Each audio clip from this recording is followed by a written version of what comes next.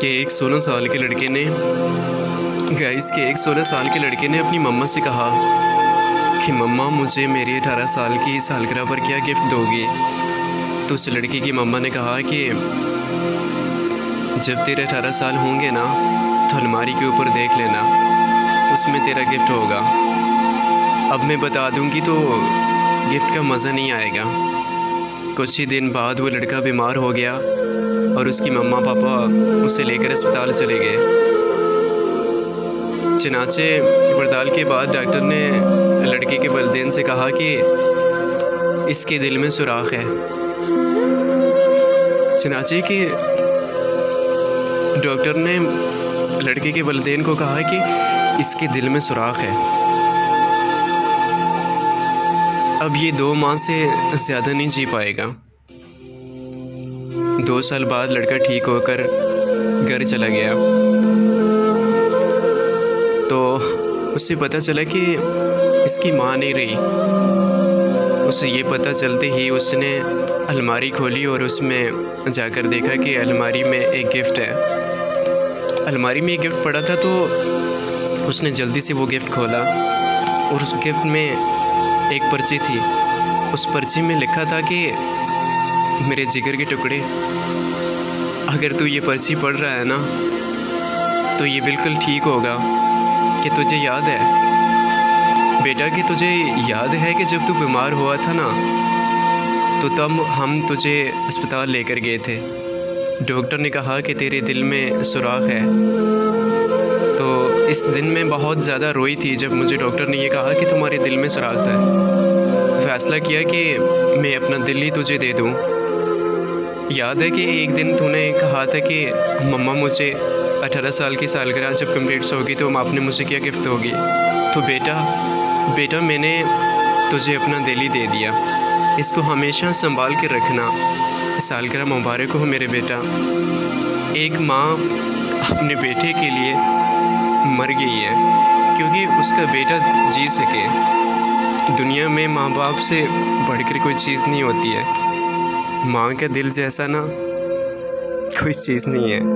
तो याद रखना, अल्लाह ताला सबके वालिदैन को दुनिया में लंबी ज़िंदगी अता फ़रमाए और जो दुनिया से चले गए उनको जन्नत फिरदौस में आला मकाम अता फ़रमाए। गाइस, ये जो चीज़ें आपके लिए की हैं बड़े अफसोस के साथ ये कहना पड़ रहा है कि जहाँ पे एक माँ अपने बेटे को कुछ अगर बोल देना कि बेटा घर के हालात अच्छे नहीं हैं, कुछ कमा लो ना, कुछ काम काज कर लो, कुछ घर के पे फोकस दे लो कि घर की क्या सिचुएशन है, तो बेटा आगे से 1000 जवाब दे देते हैं, चाहे वो यूनिवर्सिटी या कॉलेज के स्टूडेंट क्यों ना हो। अगर एक लड़की बोले तो उसके काम तो दस्ती किए जाते हैं क्योंकि वो उसकी गर्लफ्रेंड है ना। अगर एक लड़की से माँ ये कहे कि बेटा ये मेरे सर में पेन हो रहा है, मेरे लिए चाय बना के लाओ, या घर के कोई काम कर लो, खाना बना लो, झाड़ू लगा लो, हम अपनी माँ को हज़ारों जवाब दे देते हैं। लेकिन एक बॉयफ्रेंड जो आपकी इज़्ज़त, आपके जिस्म, आपकी रूह, आपकी पाक दामनी और आपकी आखिरत को हमेशा के लिए दोबारा बर्बाद कर देता है, आपके ख़ानदान का नाम बदनाम कर देता है, उस शख्स के लिए न जाने दिन और रात हम उनकी बातों को फॉलो करते हैं। क्यों करते हो ऐसा? वो माँ की जो अकेली जगह खुद सोती है और खुश जगह अपने बच्चे को रखती है कि मेरे बच्चे को ठंड ना लगे, मेरे बच्चे को तकलीफ़ ना हो, और वही बच्चे जवान होते हैं और अपने माँ बाप के कॉलर पकड़ते हैं। यार क्या हमारी एजुकेशन ये सिखाती है?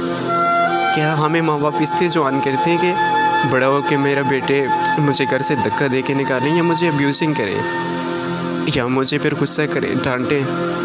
खुदा करके कहता हूँ, भीख मांगता हूँ उसके लिए, हाथ जोड़ के मेहनत करता हूँ, रिक्वेस्ट करता हूँ कि अकल से काम लिया करो।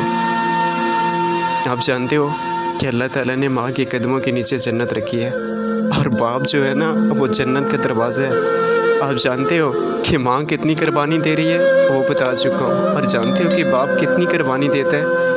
आप तो कहते हैं ना कि मेरा पापा आउट ऑफ कंट्री में है, मेरा पापा जॉब करते हैं। आप जानते हो कि वो जॉब कितनी मुश्किल से करता होगा? तपती रोड, नंगे पाँव, फटे पुराने कपड़े और टके की लोगों की बातें सुननी पड़ती हैं, सिर्फ किस लिए कि मेरे बच्चे भूखे ना रहें। मेरे बच्चों को चार दीवारी के अंदर मिलता रहे। हज़ारों वीडियोस ऐसी सोशल मीडिया पर देखने को मिलती हैं कि बेटी घर से तैयार होकर बुर्का पहन के कॉलेज और यूनिवर्सिटी जाती है, हॉस्टल जाती है, लेकिन वही जाके एक गैर मर्द के साथ जफ्फियाँ डाल के किसिंग लाइव चल रही हैं और कैमरे में वीडियोस कैच होने के बाद सोशल मीडिया पे गर्दिश कर रही होती है। आप जानते हो कि जब वही वीडियोस तुम्हारे माँ बाप के सामने जाती है तो वो बेचारा जीते जी मर जाता है। मुझे समझ नहीं आती कि हमारे यूनिवर्सिटियों को देखो, कॉलेज को देखो, स्कूल को देखो, मदरसे को देखो, मीडियाज़ को देखो, पब्लिक प्लेस पे देखो, जहाँ देखो यही हो रहा है। यार खुदा करके कहता हूँ ना करो ऐसा, कुछ नहीं है सवाए दर्द दुख तकलीफ़, समझ जाओ।